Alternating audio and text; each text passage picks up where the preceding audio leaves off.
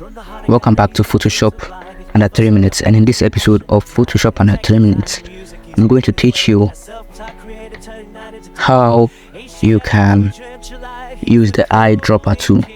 And if you do not know the eyedropper tool is used to sample colors from one place to another in Photoshop.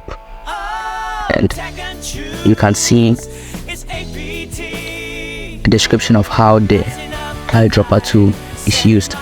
The eyedropper tool samples colors from an image, then you can use that color that you sampled on another image or layer. So let's try it out.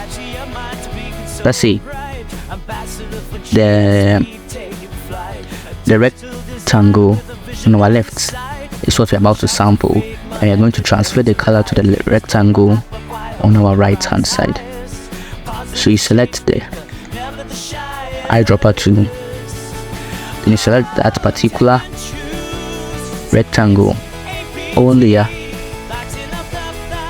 then you just tap there with the gradient tool. Yes, after that you can select the other rectangle,